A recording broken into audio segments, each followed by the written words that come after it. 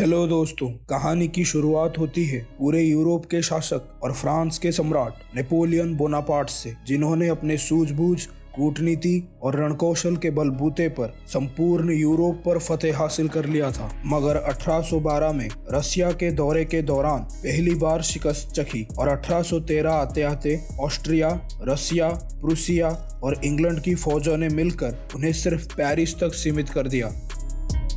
Martial ने और कुछ सेनापति जाकर नेपोलियन को उनकी हार की खबर देते हैं। नेपोलियन अपने दुश्मनों के दबाव में आकर अपना राजपाट छोड़कर अपने सिपाहियों से अलविदा कहकर रुखसत लेते हैं। उन्हें उनके दुश्मनों ने देश निकाला देकर 1000 सिपाहियों के साथ भूमध्य सागर के किसी एक टापू एल्बा में भेज देते हैं। 10 महीने बाद नेपोलियन अपने सिपाहियों के साथ उस टापू से भागकर फ्रांस पहुंचते हैं। उनके फ्रांस पहुंचने की खबर फ्रांस के राजा लुई अष्टादश के पास पहुंचती है। लुई के आदेश पर मार्शल ने अपने सिपाहियों को लेकर नेपोलियन को पकड़ने जाता है, मगर अपने सम्राट को सामने देखकर उन्हें पकड़ने आए हुए सिपाही उनके सामने झुककर उनका इस्तकबाल करते हैं। वो दोबारा से एक सम्राट के तौर पर अपने लोगों से मिलते हैं। राजा लुई महल छोड़कर चले जाते हैं।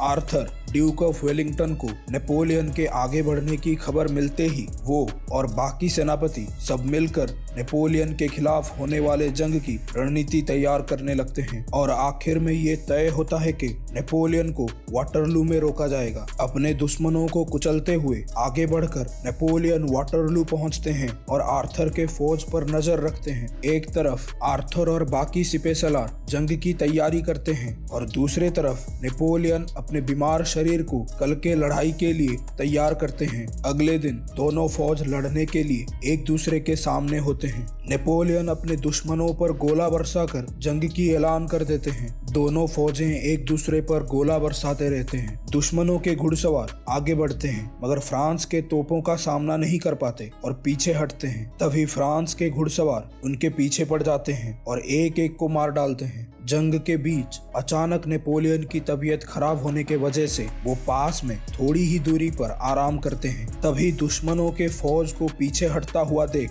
मार्शल ने जोश में आकर अपने घुड़सवारों के साथ दुश्मनों पर धावा बोल देता है, मगर आर्थर के जाल में फंसकर अपने बहुत सारे सिपाहियों को खो देता है। कि तभी नेपोलियन मैदान में लौटकर हार के मुंह से जीत छीन लेते हैं और अपनी पूरी ताकत के साथ आगे बढ़ते हैं। मगर अचानक रूसिया की फौज जंग में उतरती है और नेपोलियन की सबसे शक्तिशाली इंपीरियल गार्ड का जत्था टूट जाता है। इंपीरियल गार्ड का टूटने की खबर मिलते ही नेपोलियन सदमे में आ जाते हैं, मगर हार ना मानते हुए लड़ने की कोशिश करते हैं। लेकिन उनके सिपहसालार उनके हार को देखकर नेपोलियन को वहां से दूर ले जाते हैं। मार्शल ने और बाकी सिपाहियों को सरेंडर करने के लिए बोला जाता है, मगर सरेंडर ना करने पर उन सब पर गोला बरसा दिया जाता है। मगर इस बार नेपोलियन को दोबारा से देश निकाला दिया जाता है और अटलांटिक सागर में एक छोटे से टापू सेंट हेलेना में 1821 में 51 साल के उम्र में नेपोलियन का देहांत हो जाता है और हमारा अफसाना